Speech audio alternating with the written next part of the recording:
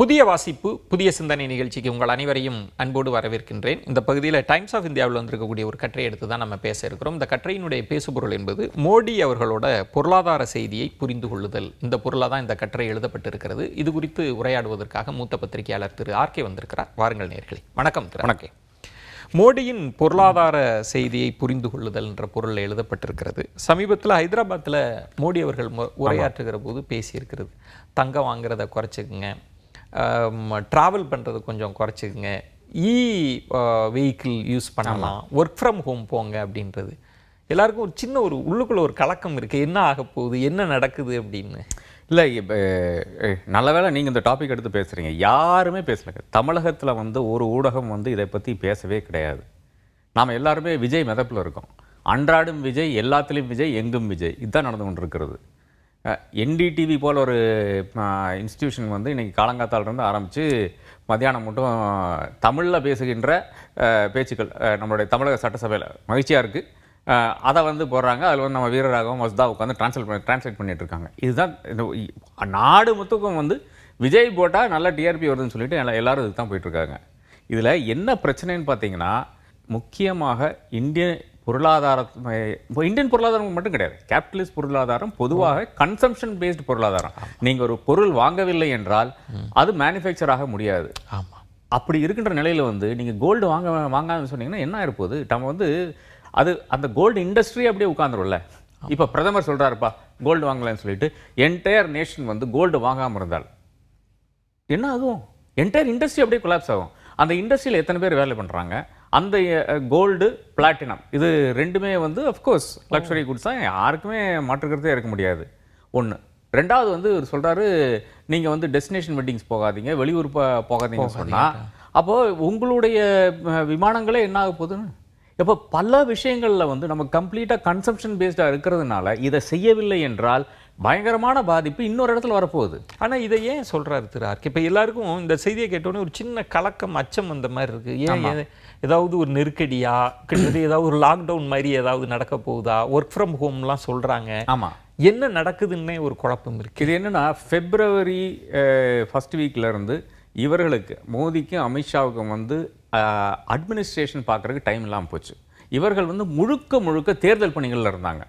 நாம் பார்த்தோம், புதுச்சேரிக்கே ஒரு 3 முறை வருகின்ற ஒரு பிரதமர். அமித்ஷா காரைக்காலுக்கு வந்துட்டு போகிறாரு, 2 வாட்டியோ 3 வாட்டியோ வந்துட்டு போகிறாரு. கேரளாவுக்கு எவ்வளோ வாட்டி வந்துட்டு போகிறாங்க. அசாமில் தான் ஏதாச்சும் தம்படிச்ச மாதிரி உட்காந்துருக்காங்க.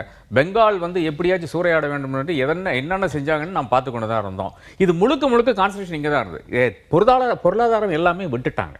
அப்போது எப்போ விடுறாங்கன்னு பார்த்தீங்கன்னா, February 28 முதல் தாக்குதல் ஈரானுக்கு எதிராக நடக்கிறது. March 1 பிரதமர் சென்னையில் இறங்கிட்டு நேராக புதுச்சேரி போகிறாரு. இது தவிர்த்திருக்கலாம். அதாவது பிரதமர்கள் இந்த அளவுக்கு ஒரு மாநில தேர்தலில் பிரச்சாரம் செய்த வரலாறே இந்தியாவில் கிடையாது. ஜவஹர்லால் நேரு எடுத்து பாருங்கள், இதுவரை கிடையவே கிடையாது. இவர்கள் 2 பேர் இருந்தால் ஒவ்வொரு ஸ்டேட்டும் பிடிக்க வேண்டும் என்று அதற்கு வேண்டுகின்ற காரியங்கள் செய்து கொண்டிருக்கிறார். ஒரே ஒரு உதாரணம், பெங்காலில் தேர்தல் நடத்தின அதிகாரி CEO, சீஃப் எலக்ட்ரல் ஆஃபீஸர் என்பவர் தான் தேர்தல் நடத்துவார். தேர்தல் முடிஞ்சோன்னா அவர் சீஃப் செக்ரட்டரியாக மாற்றிடுறாங்க. அதாவது தலைமை தேர்தல் அதிகாரியிலிருந்து, அதாவது கம்ப்ளீட்டாக இண்டிபெண்டாக இருக்க வேண்டும், அனைவருக்கும் ஒன்றாக நீங்கள் ஒரு சமமாக இருக்க ஒரு நபராக இருக்க வேண்டும், அங்கிருந்து மாறி நேராக அடுத்த அரசாங்கத்தினுடைய முதன்மை பியூரோக்ராட்டாக போய் நிற்கிறாரு. அப்போ இதனுடைய பொருள் என்ன? அவர் என்னென்ன பாஜக என்னென்ன சொல்லிச்சோ அதெல்லாம் செஞ்சேன் என்றது மறுபடியும் நிரூபிக்கின்ற விதமாக இருக்கிறது. அப்போ இக்கானமியில் இவ்வளோ பிரச்சனை வரும். February 28 உங்களுக்கு தெரியும். அதுக்கு ஒரு வாரம் முன்னாடி தான் இவர் இஸ்ரேலில் போய் நிற்கிறாரு. என்ன நினைச்சாருன்னு பார்த்தீங்கன்னா, நம்மளுக்கு இன்டெலிஜென்ஸ் வரும், எல்லாத்துக்கும் இன்டெலிஜென்ஸ் கொண்டு தான் இருக்குது, நமக்கு எக்ஸ்டர்னல் இன்டெலிஜென்ஸ் ராக இருக்குது. அவங்க சொல்லியிருப்பாங்க இந்த மாதிரி தாக்குதல் நடத்தா இருக்கான்ட்டு. இவரும் இஸ்ரேல் சொன்ன அந்த பொய்யை நம்பி விட்டார்.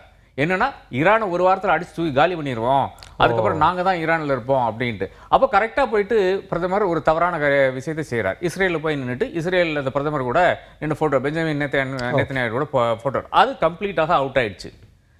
அப்புறம் ஈரான் சொல்லுது, உங்களுக்கு ருப்பி ட்ரேட்டில் நான் கொடுக்க மாட்டேன் அப்படின்னு சொல்லுது. உங்களுக்கு பெட்ரோலியம் ப்ராடக்ட்ஸ் குரூடு கொடுக்க மாட்டேன்னு சொல்லுது.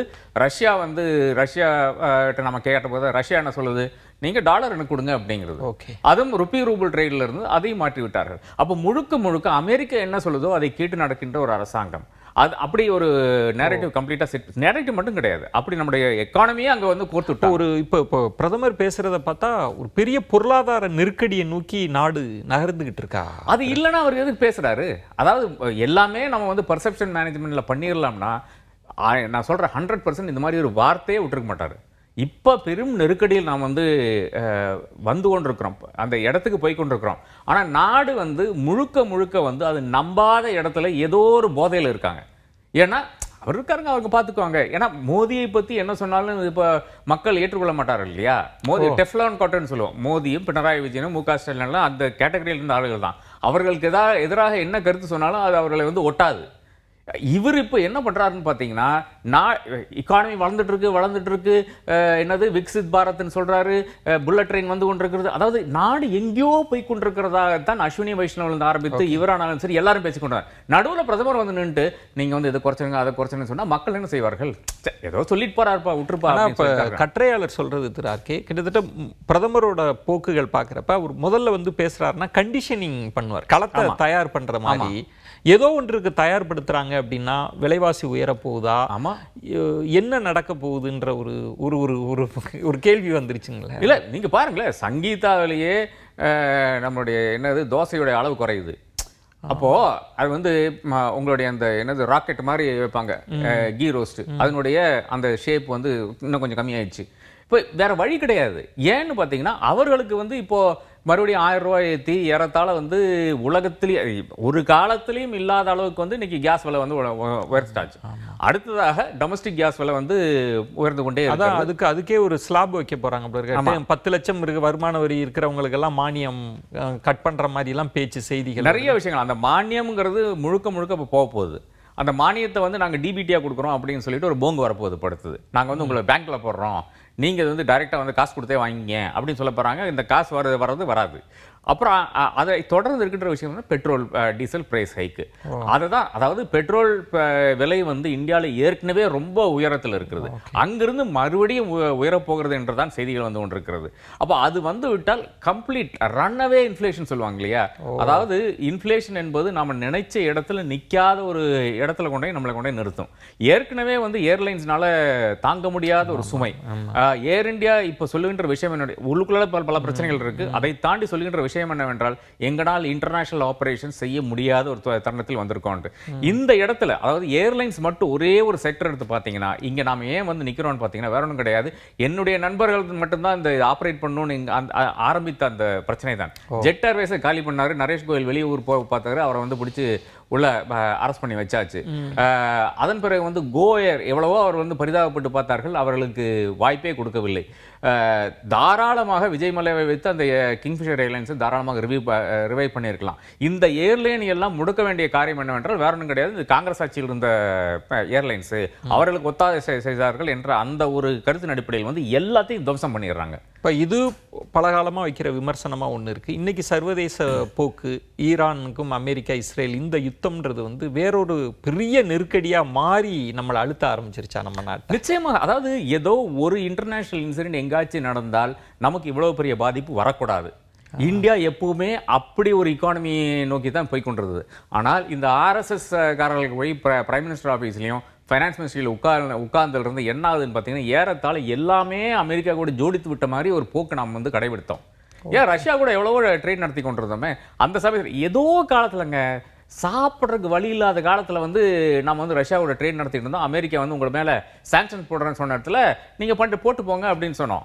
எந்த காலத்துல தெரியுமா? இந்தியாவுக்கு வந்து PL 480 என்று அவர்கள் கோதுமை கொடுத்த காலத்தில் வந்து நம்ம சொல்லியிருக்கான், போடா என்ன வேணா பண்ணி போடா நாங்கள் பார்த்துக்குறோம் அப்படின்னா. அப்போ தான் ஒரு கிரீன் ரெவல்யூஷன் வந்து இந்தியாவில் வருது. இந்திரா காந்தினால வருகின்ற ஒரு கிரீன் ரெவல்யூஷன். நீங்கள் வந்து பங்களாதேஷ் வந்து வாபஸ் வாங்கணும், அதை பண்ணணும், இதை பண்ணணும், பாகிஸ்தான் அட்டாக் பண்ணக்கூடாதுன்னு சொல்லிட்டு அவங்க சரத்து போடுவாங்களாமா அமெரிக்கா. நாம் அதை கேட்கணுமாமா. இன்னைக்கு அது கேட்கறதெல்லாம் அவர்கள் என்னென்ன சொல்கிறார்களோ அதற்கு பணிந்து போகக்கூடிய ஒரு நாடாக இந்தியா மாறி இருக்கிறது. இதுதான் பாஜக செய்த மாபெரும் துரோகம் இந்தியாவுக்கு. நிச்சயமாக ஒரு முக்கியமான கட்டுரை. இதில் உங்களுடைய விரிந்த பார்வைகளை முன் வச்சிருக்கிறீங்க. பொறுத்திருந்து பார்ப்போம் எப்படி பொருளாதார சூழல் அமையுது அப்படின்னு. மிக்க நன்றி இருக்கிறார். மற்றொரு நிகழ்ச்சியில் உங்களை சந்திக்கிறேன். அதுவரை உங்களிடமிருந்து விடைபெறுகிறேன். நன்றி, வணக்கம்.